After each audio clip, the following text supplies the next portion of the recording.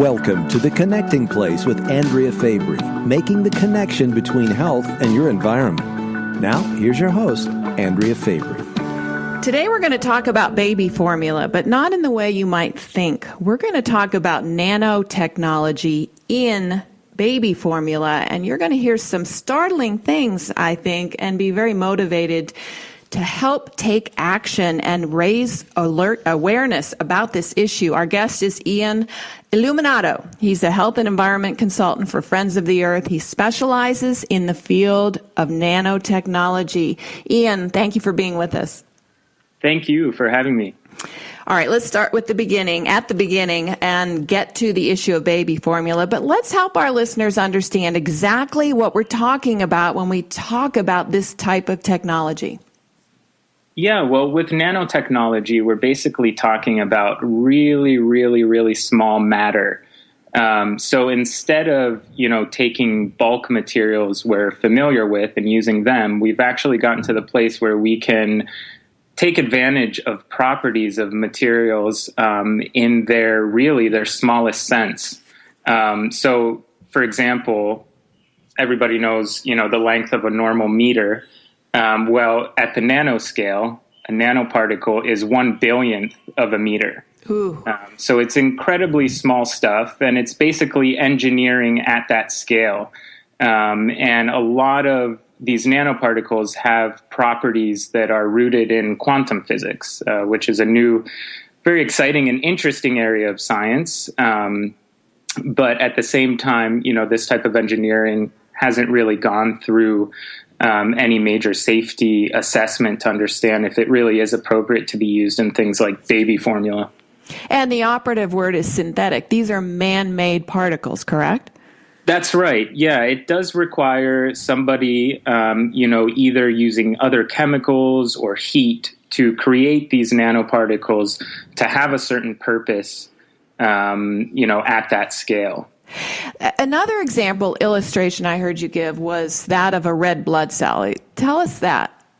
Yeah, so if you imagined yourself as a nanoparticle, a human red blood cell would be about 4 miles long. So you can imagine how very small that is. And yeah, one of the most interesting things I read in terms of a comparison was if you imagine yourself in the ridges of an old vinyl record, you imagine yourself as a nanoparticle sitting there, those ridges would look as big as the Himalayas. So they'd be like giant mountains. So really small stuff. And the only way for people to get a sense of it is to imagine it, really, because it's hard to even fathom at times, but it does exist, this space, and we're already pulling from it and creating things from it. So now it's really about creating laws and making sure that consumers are aware about what's going on so they can make the best choices for themselves. And we find these nanoparticles in cosmetics, in foods, and as we'll hear, baby formula. We now know this. The best illustration I can think of that we can understand is how lifeguards used to have white all over their face for sunscreen because of the zinc component, and now it's translucent, right? That's right, yeah. So nanoparticles, we can use them because they have certain optical properties in some instances. So the titanium dioxide or zinc oxide that's used in sunscreens to deflect sun rays, you can engineer that to the nanoscale, and then it won't show white. So it'll go on more clearly. And that is definitely, one of the main uses in cosmetics and something we've highlighted in past reports. There are, of course, health concerns related to that use. But at the same time, it may be a use that makes more sense than baby formula, for instance, as we're trying to place this new technology and these new materials in their correct place, making sure that they're actually being used for things that really help people and don't put people at risk instead of the opposite of that. All right, tell us about the report that I know you've put your heart and soul into, coming from Friends of the Earth, about nanoparticles in baby formula. Yeah, so basically, we wanted to dig in a bit further, and because there's not really any information out there, these products aren't labeled, so we really had to take it to the lab, in order to learn more about where these nanomaterials are being used. And we decided to look at baby formula and ended up finding that the largest manufacturers of baby formula in the country have products that contain nanomaterials. And so all of the 6 formulas that we tested ended up containing some sort of nanoparticle. And the 3 that we found were nanohydroxyapatite, nanotitanium dioxide, and nanosilica dioxide. And all of these ingredients aren't regulated or assessed for safety before they're put on the market. And the FDA doesn't really screen for the safety of these ingredients in baby formula at all. And we won't find them on the label, right? In the list of ingredients. That's right. Yeah. And we're particularly concerned about one ingredient, that's the nanohydroxyapatite. And if you look at the lab images, it's really spiky in nature. It looks very like little daggers. And that, we're concerned, can pose an inhalation hazard when parents and caregivers and infants are around the powdered formula as it's being prepared. And while we were writing this report and putting together the science, the European Commission, its scientific committee that looks at these things in products, basically said that particular nanoparticle shouldn't be used in cosmetics at all in needle form. And they cited all sorts of studies, and there's additional studies in our report as well.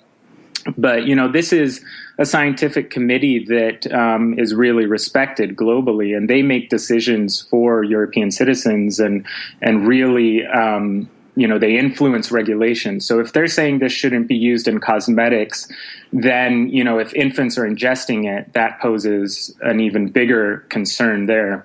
Absolutely. Well, you think of their lungs and everything, their cells, they're developing. This is our most vulnerable population, and yet we're putting something in there that we're not even finding on the label. And as you mentioned, an inhalation warning. And isn't it true that the material data, safety data on this nano HA hydroxyapatite says it's an inhalation problem?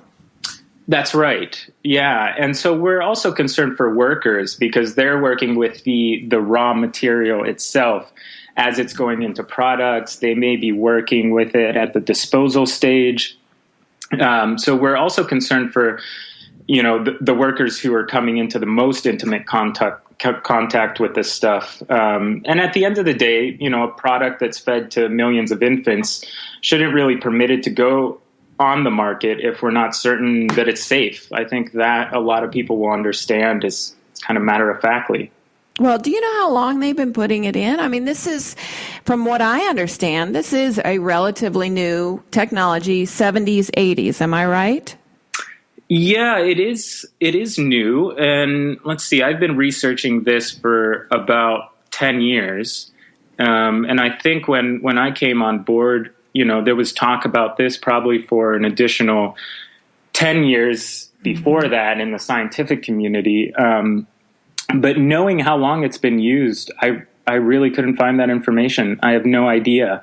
It could be something that's been used more frequently recently, even in recent years, or it could have been in there for longer. And I guess that's something that, the companies themselves are going to have to inform us about. Have you spoken with the companies since you found this tested for these nanoparticles in their formula? Yes, well, we sent them letters about a month ago and haven't gotten a reply yet. And we also sent, along with other organizations that are focused on this issue, we sent a letter requesting that they remove these ingredients, test their products, and put policies in place for nanomaterials. So we're really hoping that they take the right action here, which is to, ensure that these materials are safe before they use them. So we're really hoping this is a new issue. So we'd like to give them the chance to make the right decision. I think they absolutely have the resources to change their formulation and make sure that every single ingredient that they're selling is safe, and that is part of their responsibility. And it may be difficult when this news comes out, because I understand it does require attention and it will require resources to make the change. But at the same time, these changes do make sense at this stage until further notice, or until someone can prove that they are safe, which hasn't occurred yet. So back to the nano HA or hydroxyapatite. What would this be, especially in needle form? That's so alarming right there, that term. I can picture that, and as you said, you can see it on the slide. What would it be used for in baby formula? Well, yeah, I asked that question for a long time while researching, and it was hard to really pinpoint exactly. I did find it's used more frequently as a stabilizer for the ingredients in the formula. So to make sure it doesn't clump together, and to keep kind of that flowing powdered formula, to maintain its color and things like that. But it could also be used as a calcium source for the formulas, and we're just not sure exactly what the use is. But we do know that it's in there, and we're certain it's in there, and we've tested multiple times to make sure that what we were seeing was correct. And initially, when I was doing research, most of the science pointed towards its use being in either oral or bone surgeries, so to fill in bones and things like that. And then I did find that it's also used in some toothpastes that are available on Amazon as well. Whiteners, isn't that whitening toothpaste? Yeah, and most likely to kind of, help protect teeth, or maybe fortify them in some way. But again, there's very little information out there, and this doesn't seem to be on the radar of our regulators at all. What do you suggest to our listeners? And we have a concerned mother who maybe is weaning her child, turning to formula, and now understands that what we don't necessarily know what's in the formula. Does that go for organic and any type of formula at this point, would you say? I guess, yeah, at this point, it does go for organic and any formula. There's no real, regulations for this stuff. So it's hard for there to be any law around this, and for us to know, which products include it and which don't.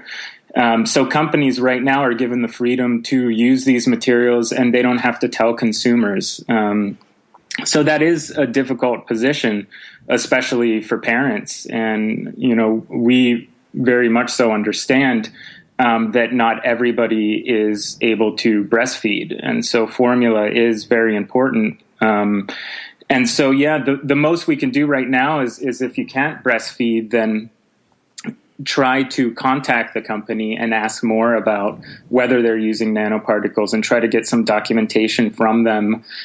Because at this stage, I thought about it myself, having a child, would I feed them this formula? And I guess if I had no other option, yes, I would. But I would feel very uncomfortable about that. And I would feel that, having this on the market with all of these studies indicating it's not safe just doesn't seem right. And it does need to be addressed. And, as citizens, we invest in our government agencies to be able to do this type of work and to be able to protect us from these type of ingredients. And that's not happening. So there's times when we do really have to make a stand and make sure that it's clear that we want ingredients that are absolutely pure and healthy, especially for infants. And, beings who are just starting their life basically should be given only the best, at least in my opinion.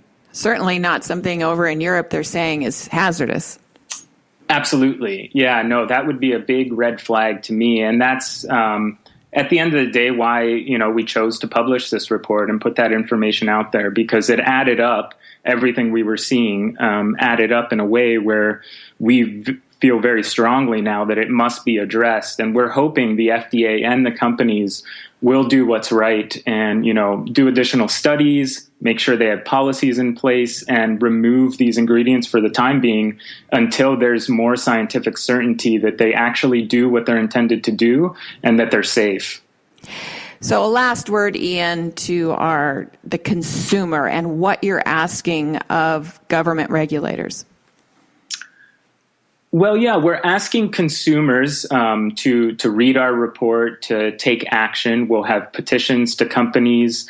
We have letters going out to the FDA that basically support what we're saying, that, we need to have more scrutiny for these materials, especially in children's products. And we need regulation.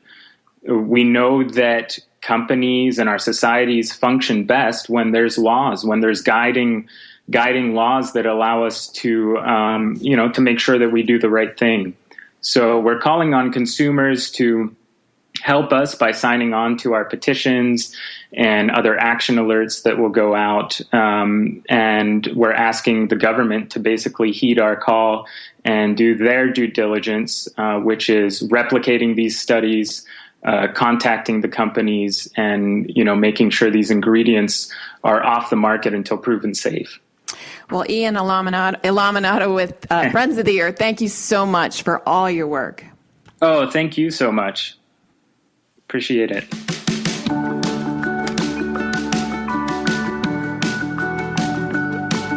You've been listening to The Connecting Place, making the connection between health and your environment.